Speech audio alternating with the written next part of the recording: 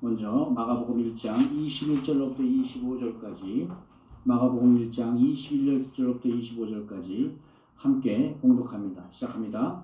그들이 가버나움에 들어간다. 예수께서 곧 안식일에 회당에 들어가 가르치심에 무사람이 그 교훈에 놀라니 이는 그가 가르치는 것이 권 있는 자와 같고 서기관들과 같지 아니함이로라.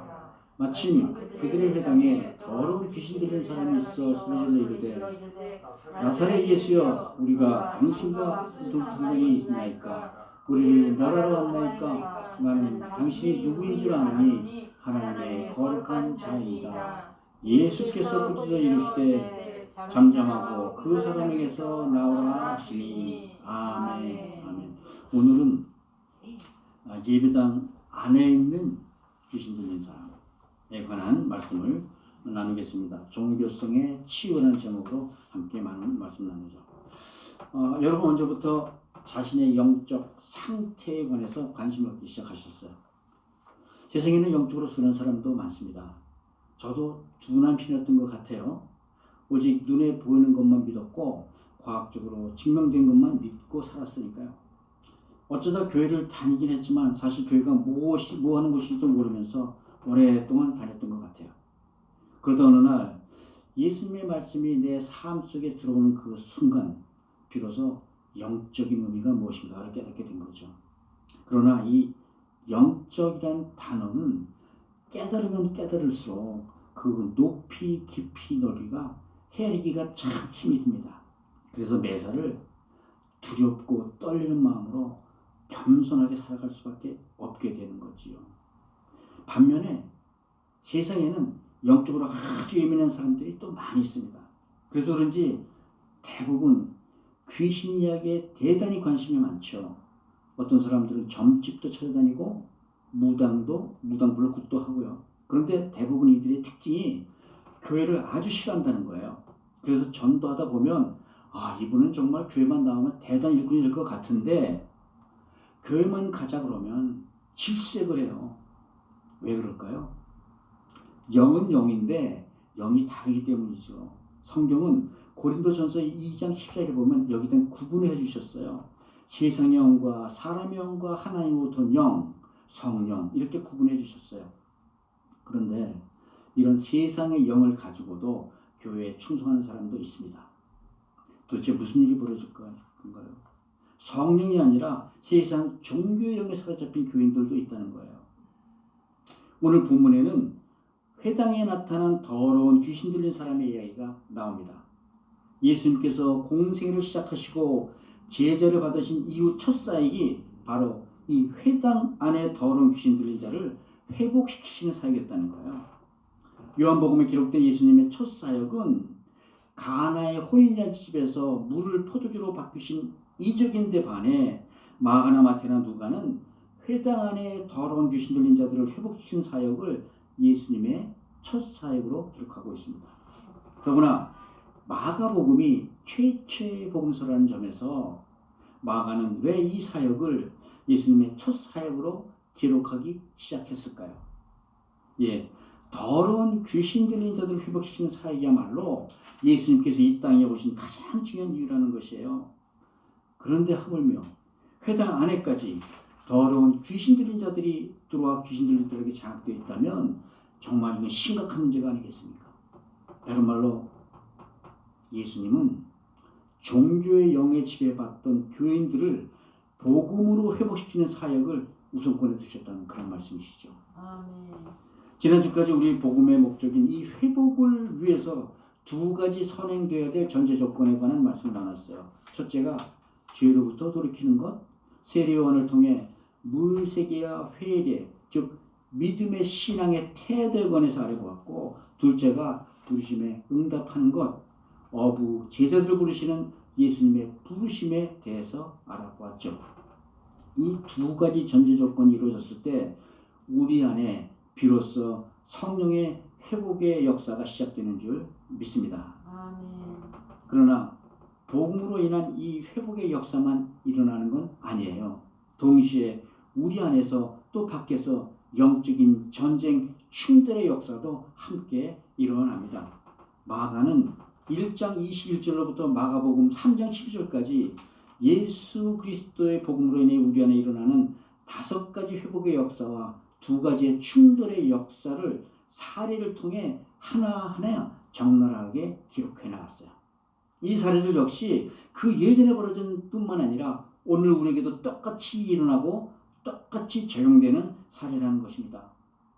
오늘은 먼저 마가의 눈으로 바라본 예수님의 첫 번째 사역, 회당 안에 더러운 귀신 들린 자의 회복과 이 복음과의 관계에 대한 말씀을 함께 나눠보도록 하겠습니다.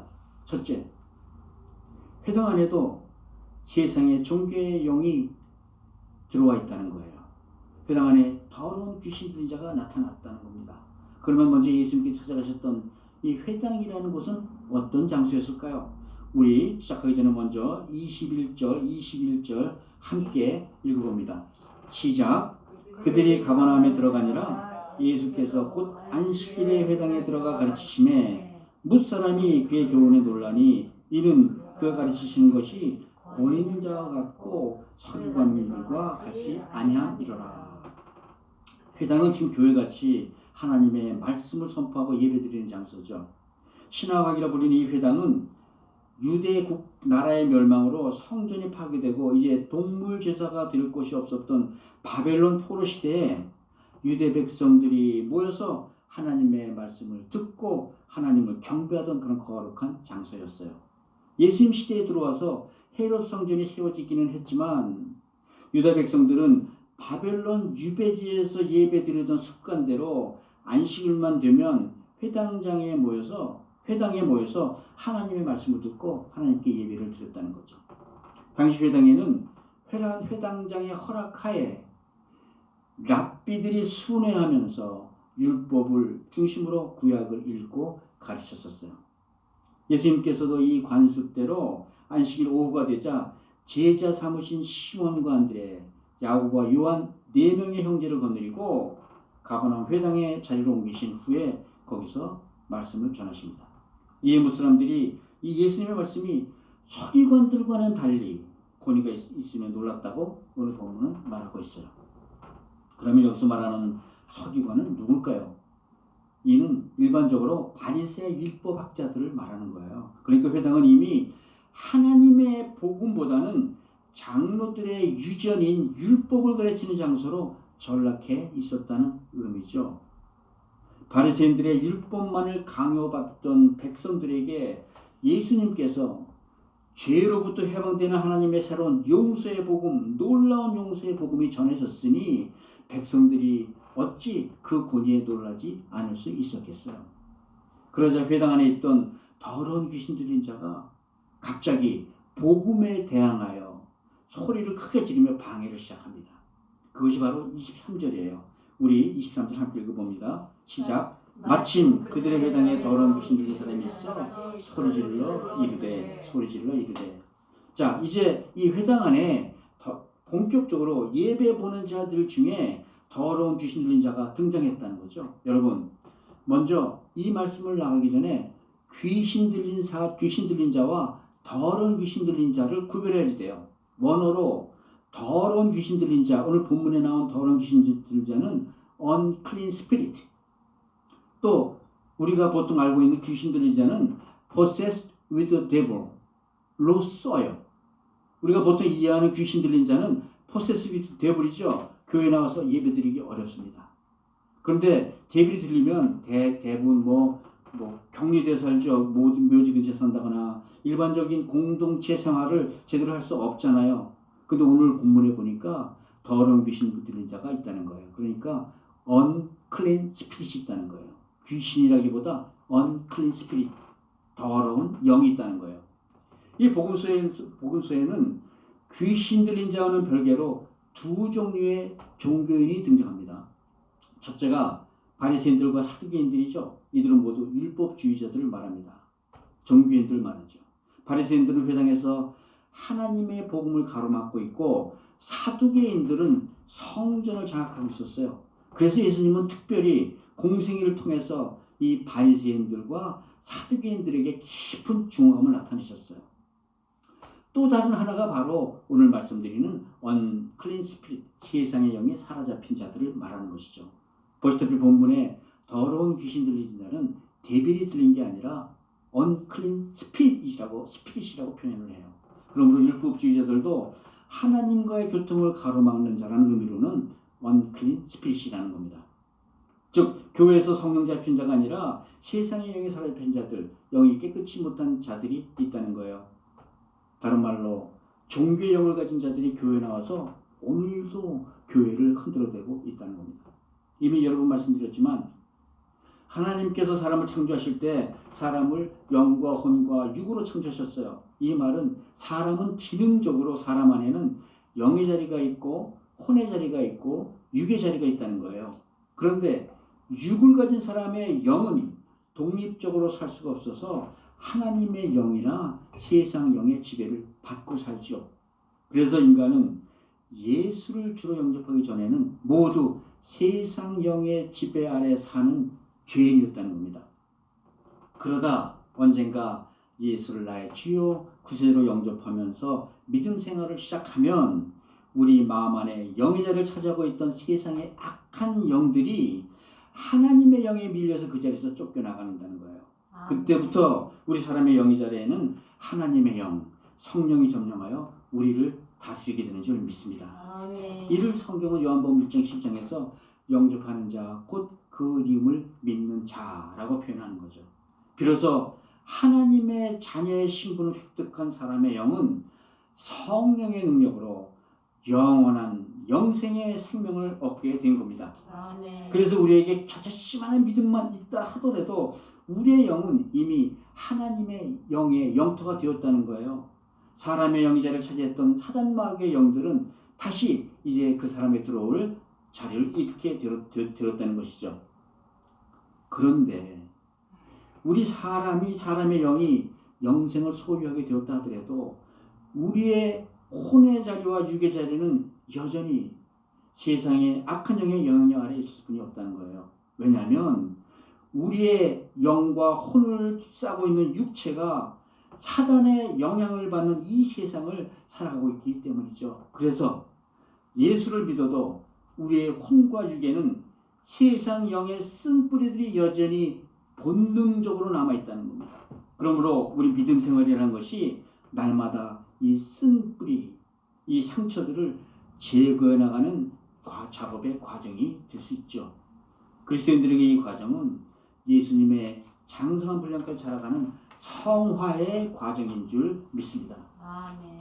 그래서 그래서 오늘 본문처럼 더러운 세상 영에 휩싸인 교인들도 여전히 교회 안에 존재할 수 있다는 겁니다. 여러분, 입시철이나 승진철이 되면 교회 권사님들도 절집에 불이 나게 들어졌다는 그런 소식 많이 들어보셨죠? 그러다 보니 이런 종교의 영의 소유자들도 교회에 나와 이 우리 교회에 악한 영향력을 끼치고 있다는 거예요. 즉 우리의 거듭난 믿음에도 종교의 영에 사로잡힌 부분이 있다는 겁니다. 이분이 바로 하나님의 복음을 거스리는 믿는 자들이 가지고 있는 종교성이라는 것이죠.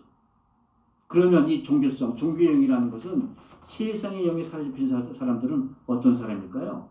아주 오래전이긴 하지만 저도 친구 따라 엄격결에 이단교회에 가서 예배를 드린 적이 있어요. 사실 이단이 있어 몰랐죠. 예배 중간 기도하는데 기도할 때는 편한 자리에 그냥 앉아서 기도하는 것은 불신앙이라는 거예요. 그래서 갑자기 기도 시간이 되면 모든 교인들이 바닥으로 튀어내려 엎드려 기도를 합니다. 생각해 보세요. 예배 시간에 갑자기 전원이 바닥으로 뛰어내려 기도하면 무슨 일이 벌어지겠어요? 서로들 복도를 차지하느라고 우당탕탕 난리가 나죠. 모두 엎드리게 장소가 그렇게 넓지 않잖아요. 예배 분위기가 하도 이상해서 중간에 나왔습니다. 나중에 알고 보니까 구원파라 그러더라고요. 그러나 그 무리에 끼어 있으면 자신이 어떤 영에 빠진다는 걸 알기가 무척 힘이 들어요. 그런데요, 사실 스스로 믿음이 좋다고 잘하는 사람들도 따져보면 누구나 그 안에 이런 이단끼들이 있다는 거예요. 이단이라는 사람들의 신앙생활을 들여다보면 그들은 그야말로 열성과 충성으로 넘쳐나요. 다른 말로 그들은 결국 은혜로 얻은 구원이 아니라 자기의 열심으로 행위로 얻은 구원이라는 이런 종교성을 가지게 된다는 겁니다. 그러다 보니 교회를 오래 다녀도 하나님의 복음의 은혜보다는 자신의 열심이 더 앞서가요. 교회 오래 다닐수록 은혜 복음이 아닌 행위 종교의 영에 빠진다는 것을 꼭 기억하시기 바랍니다. 성도 여러분, 교회에도 이 더러운 귀신 들린 자들이 예배를 드립니다. 오늘 예수님이 첫 사역으로 회당에 더러운 귀신 들린 자에게 주목하신 이유를 아시겠어요? 예수님께서는 복음으로 먼저 우리 믿는 자 안에 또 교회 안에 자리 잡은 이 종교의 영을 치유하신 거예요. 복음만이 종교의 영이 휩싸여 행해지는 우리의 습관적인 종교 생활로부터 회복해야 되는 줄 믿습니다. 아멘. 내 힘으로 구원을 이루려는 종교를 넘어서 복음의 은혜로 구원을 이루는 우리 모두가 되시기를 주의 이름으로 축복드립니다. 아멘. 그러면 이 종교적 영의 특징은 무엇일까요? 함께 종교적 영의 특징을 살펴봅니다. 우리 23절, 24절 함께 읽습니다. 시작. 마침 그들의 회당에 더러운 귀신 들린 사람이 있어 소리질러 이르되 나사렛 예수여 우리가 당신과 무슨 상관이 있나이까? 우리를 멸하러 왔나이까? 나는 당신이 누구인지 아나니 하나님의 거룩한 자입니다. 먼저 본문에 나타난 사건, 가버나움 회당에 벌어진 일들을 우리 한번 눈여겨서 찬찬히 살펴보자고요. 회당에서 예수님 말씀 전하실 때 여기에 있던 더러운 영의 사람이 소란을 부리기 시작해요. 예, 본문에 나오는 더러운 영은 예수님이 누군지 한눈에 알아봤다는 거예요. 그리고 또 자기들이 예수님에 의해서 멸망당하리라는 것도 알아봤어요. 그래서 무서워서 벌벌 떤다는 거예요. 요한일서 3장 8절에는 이렇게 말하죠. 하나님의 아들이 나타나신 것은 마귀의 일을 멸하려 하심이라. 아멘. 여러분, 영은 영끼리 알아본다는 겁니다. 악령도 성령을 알아봐요. 오늘 본문에 나오는 깨끗이 못한 세상의 영도 예수님을 즉시 알아봤어요. 그런데 여러분, 점집에 가면 어떤 무당은 예수쟁이니까 나는 점칠 수 없어 당신 나가요 하는 사람이 있는 반면에 어떤 무당은 예수가 누구지도 모르는 무당도 있어요. 그래서 이들이 다른 영인 것 같지만 그래도 이들도 마찬가지 같은 영이라는 겁니다. 이들이 모두 하나님과 나와의 관계를 맺는 영이라는 의미에서 예수가 누군지 알건 모르건 이것이 바로 더러운 영, 세상의 종교적 영이라는 거예요. 이 종교적 영의 특징은 어떻게 표현한다고요? 예, 소란스럽다는 거예요. 소란스러워. 먼저 소란스럽다는 의미는 자기를 과시한다는 겁니다. 오늘 여러분 보통 귀신 들린 자들은 아무 때나 시간 장소 가리지 않고 소리 지르고 난리 부리는 거 기억하시죠? 오늘 본문에 봐도 더러운 귀신 들린 자도 누가 시키지 않았는데 먼저 고함 지르며 자신의 지식을 과시합니다. 나사렛 예수여 나는 당신이 누군지 아노니 하나님의 거룩한 자니이다. 오늘 이 본문에 나타난 이 언클린 스피릿도 갑자기 소리를 지르면서 신앙 고백까지 해요. 정말 우리말로 안물안궁 물어보지도 않고 궁금하지도 않은데 세상 사람들에게 자기 자신의 지식을 과시한다는 거예요. 신앙 고백이 아니라 지식을 과시한다는 거예요. 그러다 보니 종교의 영이라는 사람들은 언제나 사람들을 가르치려고 해요. 바리새인들과 서기관들도 언제나 시장, 사거리에서 길거리에서도 사람들을 잡아놓고 가르치길 즐겨했잖아요. 물론 성령의 사람들도 가르칩니다. 성령의 은사 중에 가르치는 교사의 은사라는 것이 있잖아요. 그런데 성령의 사람들은 오직 가르치는 권위가 주어진 때와 장소에서만 가르쳐요. 그래서 성령의 사람들의 자세는 가르치려다기보다 늘상 세상으로부터 배우고 다른 사람들로부터 배우려는 겸손한 자세를 가지고 있다는 거예요. 그러나 이 종교의 영은 권위와는 상관없이 때와 장소를 가리지 않고 사람을 가르치는 것에 목적을 둬요. 상대방이 원하지 않는데도 억지로 잡아놓고 가르치려고 하니 자연스럽게 소란스러워진다는 거죠. 근데 왜 그럴까요? 그 근본 원인이 두려움이 있다는 거예요. 원천적으로 하나님으로부터 버림받은 두려움이 본능적으로 가지고 있죠. 그래서 사람들에게 자기 자신을 과시함으로써 세상으로부터도 버림받을지 모른다는 그런 두려움으로부터 벗어나려 한다는 겁니다. 그러다 보니 이 종교의 영은 그 두려움을 피하려고 언제나 먼저 상대방을 정죄해요. 오늘 본문에 보니까 오늘 이 더러운 영의 사람도 마찬가지잖아요. 누가 뭐라 그러지 않았는데도 나사렛 예수여 우리가 당신과 무슨 상관이 있습니까? 나랑 상관없는 사람이 왜 여기서 무슨 말을 합니까? 우리를 멸하러 왔습니까? 누구든지 항상 의심해서 말하는 태도가 몹시 도전적이고 공격적이고 비판적으로 정지한다는 거예요. 이러한 반응은 에덴 동산의 선악과에서 비롯된 두려움과 죄책감에서 비롯됐다는 것이죠. 그렇습니다. 이 종교의 영은 두려움에 따라 반응해요.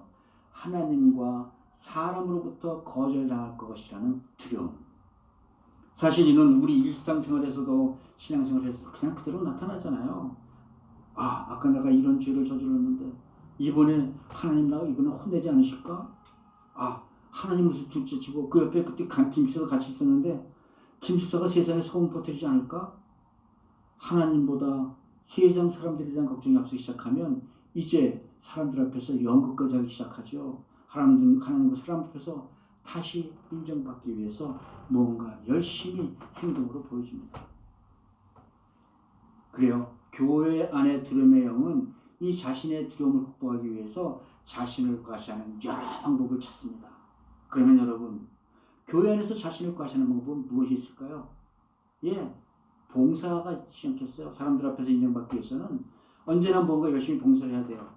또 있죠. 직분이라는 것이 있죠. 장로 권사가 되면 교회 안에서 우선 저분은 믿음이 좋은 사람이야. 우선 모든 의심으로부터 빼놓습니다. 또 은사, 제가 은사를 받았어요. 그 은혜로 치유 은사를 받았는데 누굴 위해 기도를 했더니 딱 완치가 됐어요. 그런데 다른 환자를 만났는데 그 사람에게는 불쌍하다는 생각보다 두려움이 없어요. 불안해지기 시작해요. 이번에 이게 이 은사가 통할까? 이번에는 치유하지 못하면 어떡하지? 이거 망신 아니야? 하는 두려움이 순식간에 몰려오죠. 예언의 은사, 통변의 은사, 기적의 은사 모두 마찬가지라는 거예요. 은혜로 하나님 주신 은사를 사용하지만 언제나 불안해. 언젠가 실패할 거란 두려움을 가지고 있어요. 그래서 여러분, 만약에 무슨 은사를 행할 때 이런 두려움으로 행해지는 이 은사가 있다면 당장 멈추라는 거예요. 두려움 때문에 행해지는 모든 신앙생활은 더러운 종교적 영의 영향 아래 있다는 겁니다. 두려움으로 인해 신앙생활을 오래 하면 오래 할수록 우리의 마음은 점점 더 딱딱하게 굳어져 가요. 나 역시 매일 죄를 지을 수밖에 없는 존재인데도 과연 하나님께서는 오늘도 은혜를 허락하여 주실까? 왜 하나님은 내 기도에 응답하지 않으시는 거지? 그러면 오늘부터라도 이제 정신 차려서 새벽 기도에 나가야 되는 거 아니야? 우리 안에는 진짜로 성령님이 역사하심도 있지만 동시에 바리새인들과 같은 종교성이 혼재 있다는 거예요. 이런 행위 종교성은 믿는 사람의 정도의 차이는 있겠지만 믿는 자들에겐 누구나 다 있다는 겁니다.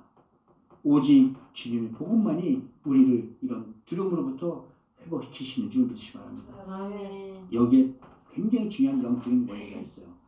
교회 생활이건 가정 생활이건 두려움으로 행하는 신앙생활은 즉시 그 자리에서 멈추라는 겁니다. 종교형으로부터 속박으로 벗어나기 위해서는 멈춰야 해요. 만약에 멈추지 않으면 두려움도 멈추지 않는다는 거예요. 여러분들 교회 생활 어떻게 했습니까? 우리 세상은 우리를 두려움으로 몰아넣죠. 기쁨으로 신앙생활 하시나요? 아니면 두려움에 밀려 억지로 믿음 생활을 지켜나가고 있는 것입니까? 기쁨으로 누리는 신앙생활을 원하신다면 즉시 그리스도의 복음에 귀를 기울이시기 바랍니다. 그리스도의 은혜의 복음만이 우리 안에 있는 두려움을 물리치고 주님의 평강으로 인도하시는 줄 믿습니다. 사랑하는 성도 여러분, 오랫동안 신앙생활을 하면 누구나 종교적 영적 습관이 영이잖아요. 습관이 역사하게 돼 있어요. 우리의 신앙생활이 한번 두려움으로 반응하기 시작하면 두려움의 이 더러운 영은 우리를 놓치지 않습니다. 오직 성령의 음성에 귀를 기울이시기 바라요. 하나님이 주시는 축복의 선물이 아니라 하나님의 얼굴, 하나님의 은혜에 반응하시기 바랍니다.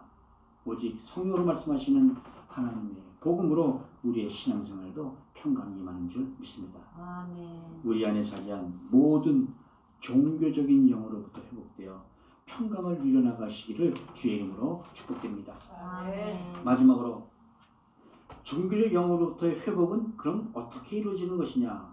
어떻게 우리 안에 가지고 있는 이단기로부터 회복을 할 수 있는 것이냐? 자, 더러운 종교의 영이 두려움에 반응했다면 복음은 그리스도의 은혜로만 반응을 해요. 두려움에 떠는 더러운 영에 대해 예수님은 이렇게 말씀하시죠. 25절 우리 함께 읽어볼까요? 시작. 예수께서 꾸짖어 이르시되 잠잠하고 그 사람에게서 나오라 하시니. 아멘. 다시 읽습니다. 예수께서 꾸짖어 이르시되 잠잠하고 그 사람에게서 나오라 하시니. 아멘. 여러분, 복음이 무엇이에요? 바로 하나님의 말씀, 특별히 예수 그리스도의 말씀이 복음이잖아요. 예수님께서 잠잠하고 그에게 나오라 하셨을 때 더러운 영이 나갔다고 성경이 기록하고 있다는 겁니다. 이는 복음이 선포되자 더러운 영, 세상의 영, 종교의 영이 그 사람으로부터 추방되었다는 겁니다. 다시 말해 이 복음에는 더러운 귀신의 영을 내쫓는 하나님의 권위가 또 권세가 있다는 그 말씀이에요. 아멘. 우리 마음 안에 두려움의 대신 그리스도의 복음이 성령으로 반응하면 우리 믿는 자들에게도 그런 권세가 따른다는 겁니다. 아멘. 예, 예수님은 이 소란스럽게 예배를 방해하는 더러운 영에 대해서 이렇게 말씀하세요. 잠잠하고 그에게서 나오라. 너는 더 이상 내 존재를 과시하려고 소란을 부리지 않아도 돼. 너는 더 이상 이 세상의 더러운 영에 사로잡혀 두려움에 떠는 자가 아니라 너는 이미 나의 사랑스러운 아들이야. 내가 내 삶이 성공하든지 실패하든지 나는 오직 너를 기뻐하는 너의 아버지란다. 그러니 이제 잠잠하고 내 음성에 귀를 기울여라. 아멘. 여러분, 종교의 영으로부터 벗어나는 길은 오직 그리스도의 음성일 복음을 듣는 데서부터 시작하는 줄 믿습니다. 여러분, 사람의 마음은 이런 하나님의 주권적인 은혜로 인해 비로소 평안해지기 시작해요. 우리의 마음은 하나님의 은혜 음성을 듣기 시작했을 때 비로소 두려움으로부터 벗어날 수 있다는 겁니다. 주님의 음성을 듣기 전에는 마음이 복잡했어요. 잠잠하지 않아요. 마음이 분주하고 계속 요동을 쳤었어요. 그러다 우리 마음에 이 그리스도의 은혜의 복음이 역사하면 마음이 잠잠해지기 시작한다는 거예요. 비로소 딱딱하게 굳어있던 우리 마음이 풀리고 부드러운 평안이 찾아오기 시작하는 겁니다. 아멘. 이 똑같은 사건을요, 누가복음 4장 35절에는 좀 더 정확히 기록해 놨었어요. 예수께서 꾸짖어 이르시되 잠잠하고 그 사람에서 나오라 하시니 귀신이 그 사람을 무리 중에 넘어뜨리고 나오되 그 사람은 상하지 아니한지라. 예, 그 사람은 상하지 아니한지라. 예, 귀신이 사람에게 나갈 때 보통 우리는 해코지 하는 걸로 알고 있죠. 그런데 그런 해코지조차 복음은 막아준다는 거예요. 아멘. 우리 안에 있는 더러운 두려움이 복음에 쫓겨나도 우리는 결코 상하지 않는다는 겁니다. 아멘. 여러분, 이게 하나님의 약속이에요. 두려움으로 움직이던 우리의 생각을 멈추고 서서 복음에 귀를 기울이면 우리는 상하지 않고 그 두려움부터 빠져나와서 복음의 능력으로 살아가게 된다는 거예요. 아멘. 더러운 종교에 만드는 두려움의 속박으로부터 비로소 자유를 누리게 된다는 것이죠. 아멘. 이를 예수님은 요한복음 8장에서 이렇게 말씀하시죠. 진리를 알지니 진리가 너희를 자유케 하리라. 아멘. 예수 그리스도의 복음 안에서 비로소 우리의 삶의 안식이 찾아오는 줄 믿으시 바랍니다. 아멘. 여러분, 혹시 여러분 가운데서도 하나님으로부터 벌받을까 두려워서 움직이는 분이 계십니까? 심지어 베드로도 요한도 생계 위협을 무릅쓰고 뒷말 없이 잠잠히 예수를 따라 나섰어요. 그들이 그물과 배와 친구와 아버지마저 버려두고 떠날 때 그들의 마음에 얼마나 큰 두려움이 임했겠습니까? 그러나 그들은 나를 따르라는 예수의 말씀을 들었을 때 그들은 두려움에서 자유를 찾아 나갔다는 거예요. 아멘. 예, 복음은 두려워서 억지로 움직이는 삶이 아니라 기쁨으로 차원에서 스스로 움직이는 새로운 삶의 방식입니다. 여지껏 수십 년 동안 교회를 다녔어도 쫓기듯이 다녔다면 이는 두려움에 반응했던 율법적인 신앙생활을 했다는 거예요. 오늘도 말씀보다 세상 일이 더 중요하게 여기신다면 아직도 세상의 종교의 영에 반응하는 신앙생활을 하고 있다는 겁니다. 여러분, 두려움에 반응하는 게 종교의 영이라면 복음은 그리스도의 은혜에 반응한다고 말씀했죠. 복음은 벌레 같은 나까지 구원해 주신 하나님의 사랑에 너무 감사해서 마음으로부터 따르는 겁니다. 죄인 되고 원수된 나까지 사랑하셔서 자기 목숨까지 버리셨던 그리스도의 은혜에 감격해서 따라가는 거예요. 여러분, 사랑하는 사람들에게는 그 사람이 요구하지 않아도 우리는 무엇이든 먼저 다 줍니다. 여러분 기억하시기 바라요. 주님과의 그 첫사랑의 순간들을 당장 죽어도 여한이 없었던 그 사랑하는 마음을, 예수님과의 첫사랑의 감격에 반응하던 여러분들의 마음이 바로 그 복음에 반응했던 마음인 줄 믿습니다. 그런데 한 가지 의문이 들죠. 올해 교회 다니면 좀 나아져야 될 텐데 다닐수록 복음이 더 잘 안 들려. 우리 지난주에도 말씀드렸잖아요. 복음을 듣기를 원한다면 먼저 회개부터 하라. 그리고 주의 부르심에 응답하라는 거예요.